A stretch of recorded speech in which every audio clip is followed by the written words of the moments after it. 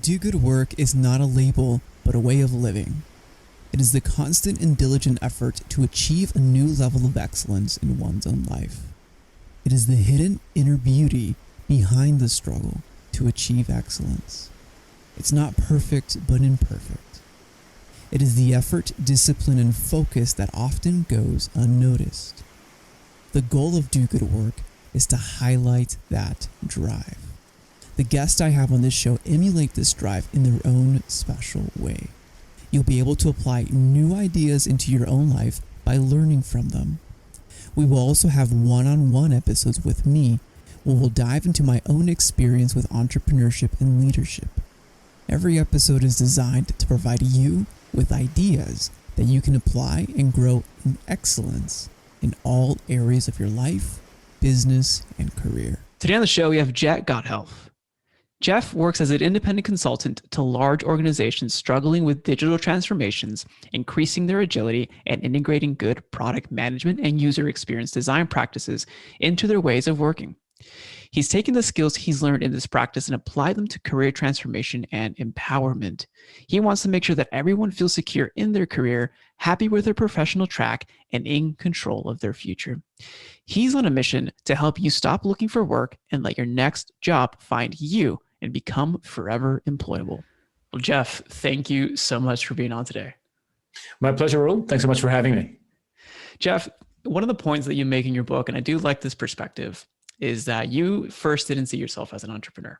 No, I mean, not at all. In fact, I saw myself as an execution guy, not the ideas guy, right? So if you had a good idea, I was good at helping you make it a reality, but I never thought of myself as the guy with the ideas.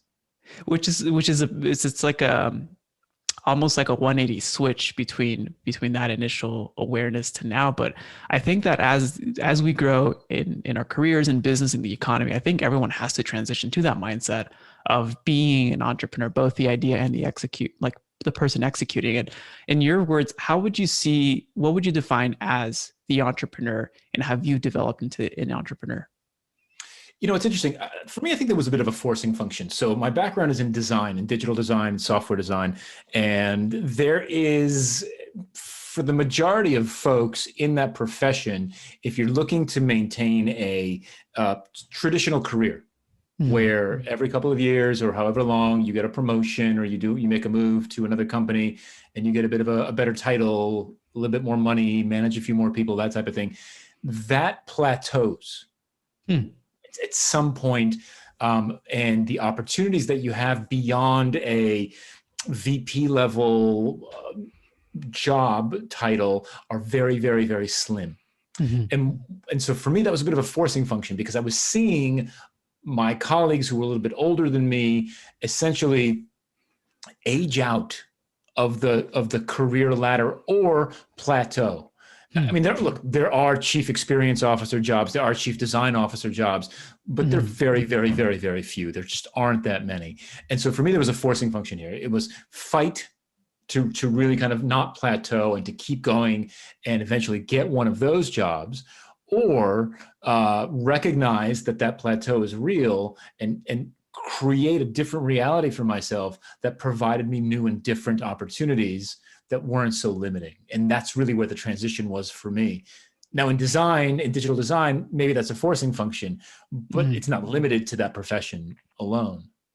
No, yeah, you're right. Because you're looking at the horizon, at the trends of what's happening in my industry with my career trajectory and what's happening right now with the current situation, or in the future, what may happen. So I think even having that long-term horizon for planning is a very strategic approach to say, I can continue on this path or I can forge my own path. And that's kind of how we can dive into a little bit what you speak about, like the 5 steps in becoming forever employable. And it's all built, one of the core functionings around trust. Can we dive into a little bit around the 5 steps and how trust is embedded in every single stage along the way? Absolutely. So the first step in the process that I used to build my business, to build my career, and to become forever employable is to plant a flag. Now, planting a flag is deciding what you're going to be known for. In other words, and to use the trust angle here, is what are people going to trust you to provide them with, or what problem are people going to trust you to help them solve? And what's interesting about this is that people immediately, when asking this question, they immediately reach for their job title. They'll say, "Oh, I'm a project manager," right? "Oh, I'm an accountant. I'm a plumber," right? Okay, cool. What problem do you help people solve? And so then we start to kind of get into the slightly kind of latent thing underneath the expressed job title. Is always kind of a latent thing where they say like, "Well, I manage projects." And you're like, "Okay, great. Well, what problem do you help people solve?" "Well, I can take a group of diverse individuals and point them in a particular direction and help them get there on time every time and succeed." Okay, that's a bit more interesting, right? And so that's step one. Step one is planting your flag and deciding what you want people to trust you to help them with, what you want people to know you for, what do you want to be known for. The second step is to tell your story. Okay, great. So you've decided where you want to be trusted, but why should I trust you, right? So tell me your story, right? What do you know? What's your experience? What's your expertise? What have you done? And storytelling is the key to all of this. It's the way that you connect with folks, and really figuring out how to best connect with your target audience builds that authenticity and builds that trust. And it's going to be different for different types of folks in different types of industries. And so telling your story could be anything from, I'm going to get up on stages and give talks. I'm going to write blog posts. I'm going to publish videos on YouTube. I'm going to make TikTok videos, right? I'm going to answer questions on Quora. But whatever it is, it's all around the flag that you've planted. And what you're doing is you're showcasing your experience and your expertise in solving that problem for yourself, for others, for clients in the past, for other folks that you may have worked with as well. Demonstration. Yeah. Yep, absolutely. The third step is to follow the new path. Now, what's interesting, what happens in this particular case is you've identified your flag and you've started telling your story. And that's when the kind of the magic starts to happen. That's really when these new opportunities start to show up. And the scary part about these opportunities is that they start to pull you away from the core thing that you've been doing for a while, right? So if you've been employed in-house for a while, you might start to get some opportunities to become more entrepreneurial, to launch a consulting business, or to join some folks in another venture, or to join forces with somebody else, or to do a partnership. This is where it gets a bit scary, but this is exactly why you're doing this, because you're building a network, you're building an audience, and you're increasing your reputation, your trustworthiness with that audience, with that network. And now they're saying, "Hey, why don't you do this for me? Why don't you come over and help my folks understand better how to solve that problem, or join forces with me?" And for me, by the way, that was really scary, because I started this path when I was 35, and my design skills were already not the best in the game. Not that they ever were, but certainly at that point, there were lots of younger folks coming out of design schools doing a much better job than me at actual tactical design. And all of a sudden, these new paths and these new opportunities showed up, and they're pulling me even further away from doing very tactical design work. And that was terrifying, right? My skills were not going to get any better by doing less work. Right? Let's talk about that though. Like what were some of the things that like the pulling of in more strategic level? How did you go through that different mindset shift? Because it is a different shift in how you approach work, from I'm the tactical doer to now I'm more strategic thinker. So I was sharing the experience that I had doing my job, and my job was digital design, product design, and openly design leadership and product management, particularly in kind of modern software development environments. And the thing that I was talking about were the challenges that we were solving as a team that many, many, many other teams were having at the same time around the world. And so that really provided a foundation for what my flag was going to be. Now, opportunities are coming in, and they're saying, "Hey, Jeff, come teach a workshop. Come give a talk at this conference." It eventually was like, "Hey, Jeff, can you write a book about this?"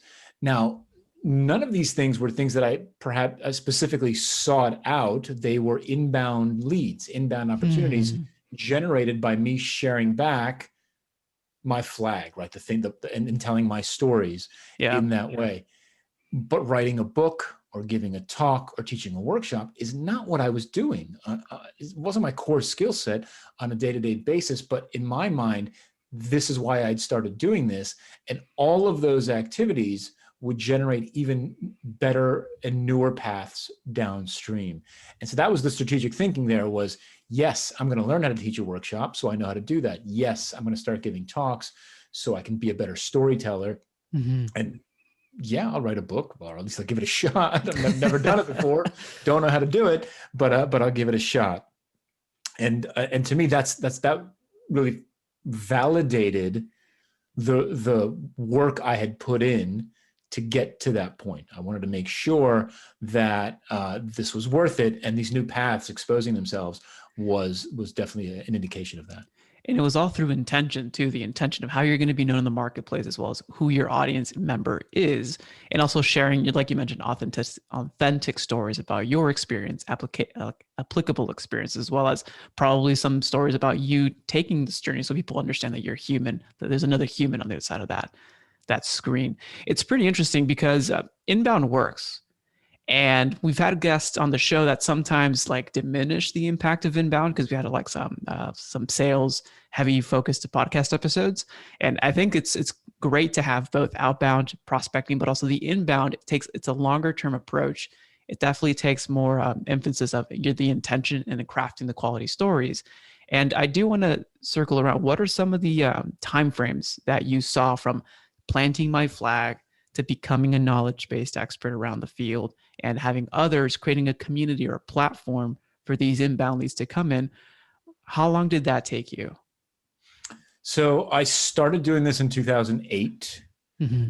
and it started taking off 2010, 2011. It took 2 to 3 years for me to really establish and rise above the noise and really sharpen that flag and that storytelling, so that I had a thing that was, Jeff Gothelf, he's the lean UX guy, right? Like that was that. It took me a little bit to get there.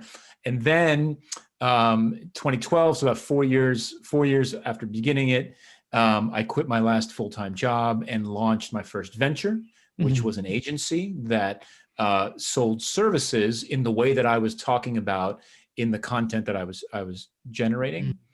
And then 4 years later, I went out on my own. In fact, I just celebrated 5 years of self-employment and building this business, which is amazing. So that was my time frame. But look, there are folks out there, and I've been doing one of the things I've been doing over the last year or so to support Forever Employable is a series of interviews like this called Forever Employable Stories, where I talk to people from, especially outside of tech. I want to make sure that people understand that this is not just because I come from a tech background, this is not for tech folks only. But finding people from all walks of life who have really taken this to heart, have planted a flag, have told their story, have begun exploring new paths, and really sort of teaching and sharing, and then ultimately building a business on top of it. And the timeframes vary wildly, right? Yes. There are people like me who have been doing this now for 13 years, roughly, right? And look, and still working on it and growing it, perpetually kind of grooming and grooming it. And there are folks, although technically he's in tech, is a guy named Danny Thompson, who I met. He's a developer, remarkable man. Went from basically cooking in a gas station to being a developer evangelist and a YouTube celebrity about writing code in, I don't know, 18 months, 2 years, something like that. So, your mileage may vary. So I think it can go from like 13 years to 13 months. It really depends on your level of effort and dedication and some luck, right? Really if you can kind of nail the idea and the audience relatively quickly, you do stand a chance of scaling that a bit more quickly as well. And I love that you mentioned that too, because goes back to the same offer or presentation to the audience match and making sure that it is a good fit, but also it's a long-term approach. So I do see this almost like a long-term safety net, like begin now, even you're not at the place that you want to be, or the business is not where you want it to be, or you're working in a career that potentially the next 3 to 5 years isn't where you want to see yourself. But beginning now and starting those investments, like just micro investments every day, every week, every month, over time that will compound if you're doing it with this right framework, which is again why I love the audiobook when I'm listening to it. It's because you set up a principle-based framework, not about trends or fads or something for specific industries or niches. This is a framework for whichever industry that you're in, because it's universal. It's a principle-based framework, and I do appreciate that. Moving to stage 4, so the 4 out of 5 for becoming forever employable. You should have a little light on that. Stage 4 is teaching, right? So you planted your flag, you're telling your story, you're following these new paths. Step 4 is teaching. And this is the really interesting part, because again, just like, hey, I didn't see myself as an entrepreneur, I didn't see myself as a teacher either. If you would have asked me 15 years ago, what are you going to be when you grow up? The last thing I would have said was teacher. But that's what I do. It's what I do today. And every opportunity, even the conversation we're having right now, for me is an opportunity to teach. And that's how I see it. And the benefits of that is I get better at telling my story. I can identify where my story lacks, where there's gaps in my content. I get feedback on it, and I get better at the craft. So when I talk about what I know, and when I teach what I know, then I get better at it, right? If I can teach it, then I can actually do it better myself. And so I'm continuously improving the way that I work beyond the teaching as well. And so to me, it's been incredibly valuable. And when I say teaching, I mean really any opportunity you have. I do workshops, training, coaching, public speaking, podcasts, webinars, writing, any opportunity you have at all, making videos, whatever it is, you're teaching in that moment. And it's a critical skill, I think, ultimately. But just to add to that point, I think the repetitiveness of continually to refine your craft, refine your message, refine your story. Like that's why I took up the daily blogging exercise, like just recently this month, to do a daily blog, because that will reinforce the way that I do podcasts. That would reinforce the way that I do the insights, that will reinforce the way that I work with clients, just because I can better every single day perfect or look at the way that I think, look at the business atmosphere, look at the way that companies grow, and be able to add value in a short snippet every single day. That repeated over time, I know the next 3-5 years, it's going to be incrementally better than it was, this month. Yeah, I mean, look, it's a muscle like anything else, right? And the more that you exercise it, the stronger it gets, the better that you get at it. I am a significantly better public speaker today than I was 10 years ago. And this video to prove it, right? I mean, we're currently, my co-author and longtime business partner, Josh Seiden, and I are currently writing the 3rd edition of Lean UX, which was our first book, my first book, and our first book together. When we wrote the 2nd edition, I had to go back and read the 1st edition. It had been a while. It had been a couple of years. I don't read my own book on a regular basis. And so I had to go back and read it. And I was mortified, really just mortified about, I couldn't believe they published it. I was like, oh my God, I never want to see this book again. I had to do that again with the 2nd edition recently, because we've just started writing the 3rd edition. I was very pleasantly surprised with the 2nd edition, right? And there's 4 years between them, roughly, right? And so my writing, just simply our writing, both together and individually, has gotten so much better simply by doing it every day. That I mean, that's the repetition here is the key. That is key. Teaching and finding any other way that you can improve your craft, and then moving to step 5. So step 5 is the most unintuitive one, the one that people may disagree with me on initially, at least, and the one that's taken me the longest to learn, which is to give it all away. Now, you're saying, okay, Jeff, that's great. You've got all this experience, you've got all this expertise, you're putting in the time to generate this content, to reach out, to be generous. You're going to give it all away. You're not going to get paid for it. And my answer is, in the short term, yeah, that's what you're going to do. What I've found is that the more that you can give back to your community, to your industry, to your domain, to your colleagues, to the profession, the more opportunities eventually find you, right? This is that inbound cycle where you are essentially being altruistic, right? Selfless, and you're sharing out what you know, what you've done, what's worked, what hasn't done, and you're generating, again, that trust, right? People are finding you and they're saying, every time I read something from Jeff, I learn something. And it's not something hypothetical. It's not something that he's proposing. It's something that he's done, and it did or did not work for him. And this is what I've learned from that. And what I found is that generates a tremendous amount of goodwill, of trust, and look, I'm not the only person on the internet talking about the things that I talk about. And yet I bubble up to the top of the lists for folks on a regular basis because there's so much material out there that I've created over the years. And eventually you do monetize that, right? So if you go to my website today, right, 95% of everything there is free. The blog posts, the resources, the videos of my talks, that type of thing. The only thing you'll pay for on my website is books. You'll have to, if you want to buy the book, you have to buy the book, and classes. So any classes that I sell through my website, that's how I monetize it. But everything else is free. Like you can read, I teach from the book. You want to take the book and spend $17 on it and put it into action for yourself. Terrific. Want to ask me a question? Terrific. I'll answer it. Right. You want me to coach you, take a class, whatever it is. That's how I monetize it.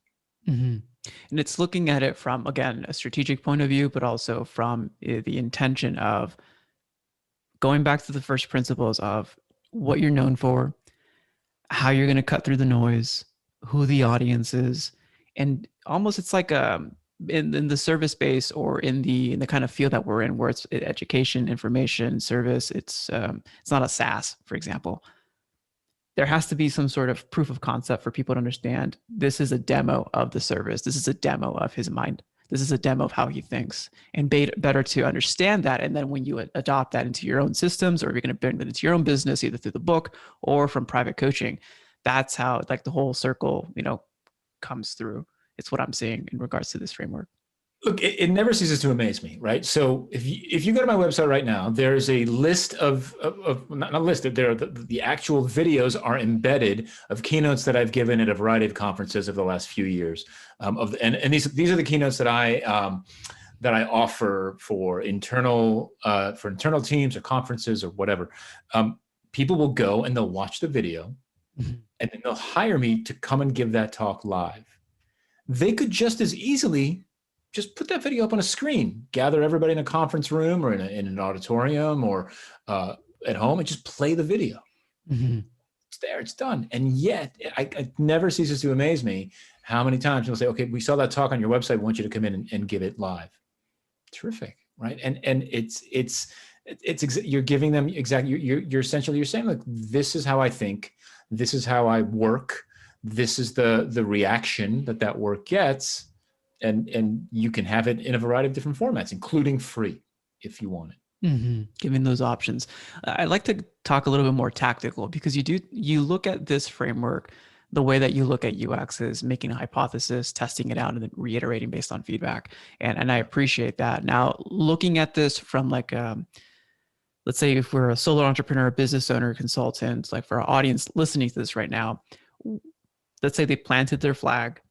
They're starting to give out content or create value through knowledge in a platform, building a community. Where does the testing come through? How do you measure those tests? And how do you know where to iterate so that you can become perpetually better? Yeah. So coming from a design background, I approach everything as a design problem to solve, right? And everything that you're doing as you start to follow this path that I laid out is declaring a series of assumptions. They're your best guesses about how you think you're going to build the next thing or create this kind of platform for yourself that I described. And the assumptions are very, very similar to sort of product-based assumptions. You've got a problem that you're solving for people. You have a target audience. You have a set of assumptions about that target audience, like how do they consume content? What do they pay for? Who's your competition? That type of thing. You have an assumption about how you might deliver your ideas and which ideas and how you might deliver them. And then ultimately the thing that you need to build into that that series of assumptions is how you'll measure success. And this is a fundamental shift that I teach every team, every product team that I work with, and every entrepreneur or business owner really needs to think about this, because the deployment of your content, the talks, the videos, the infographics, the tweets, the blog posts, whatever it is not the measure of success. That's output.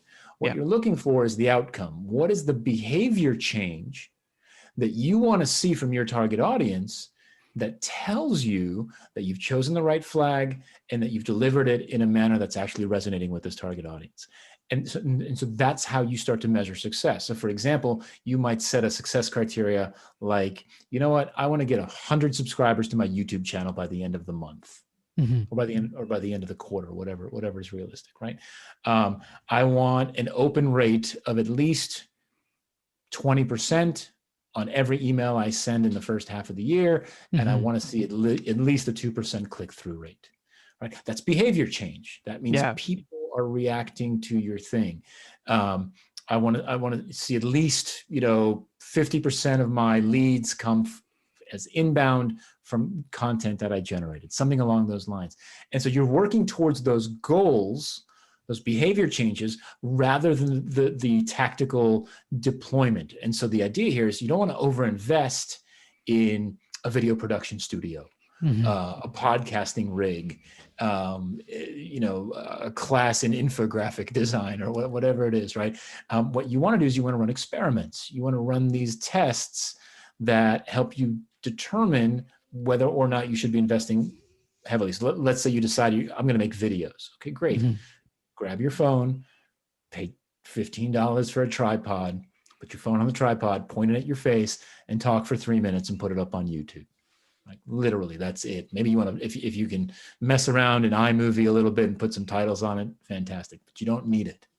Right? Or put it up on LinkedIn or wherever it is that you're trying to reach your target audience, and see how it goes, and see what kind of feedback you get, and then iterate from there. And if you figure out that is exactly the channel and the format that you should be heading down, okay, invest in a nice camera, get some lights, right, et cetera. Like make it better.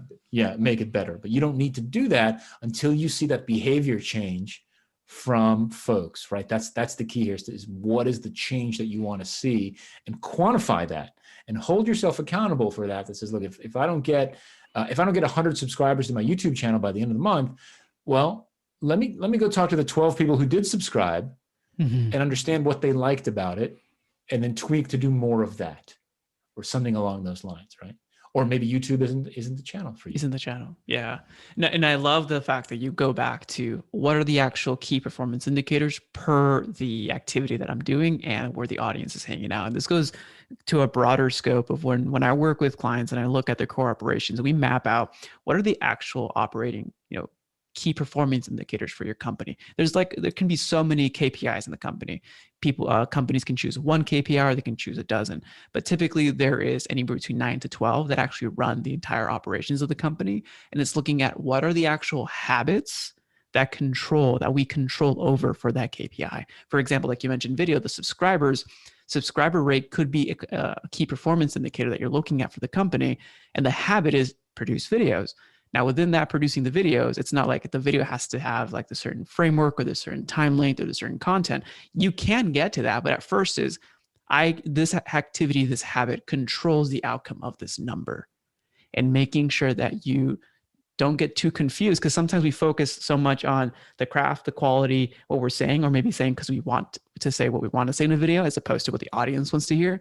And we forget the end goal. We forget how to make traction, how to move forward with those activities that we have. So I like that you were able to simplify it in that way where it's measure, get feedback, test again, and keep going. Yeah. I mean, ship it, right? That's to me, that's my catchphrase. No, but I mean, seriously, no, but like I work with colleagues, or I work with some folks who help me out with some things, and they're like, what do you think about this? And I'm like, ship it. Let's we could sit here and debate it, you and I, for forever, and we can nitpick, well, the lighting's a little off, the title, ship it. Let's see what happens. We'll make it better next time. Right. And to me, and what you're doing there is you are starting to build that consistency. You're starting to build that trust. You're starting to build that regular conversation about your flag And so even if it wasn't awesome, you're starting to establish yourself. You're starting to build that reputation. No, I love that. Well, Jeff, I appreciate everything that we went over today. For our listeners out there, where's the best place for people to go to learn a little bit more about you and the book? The best place you can go is jeffgothelf.com. Everything is there. You need to know about me, about the book, previous books, or anything else that I'm up to these days. So that's my website. That's where you should go. Awesome. We'll put that in the show notes. And Jeff, thank you so much for being on today. My pleasure, Raul. Thanks so much for having me.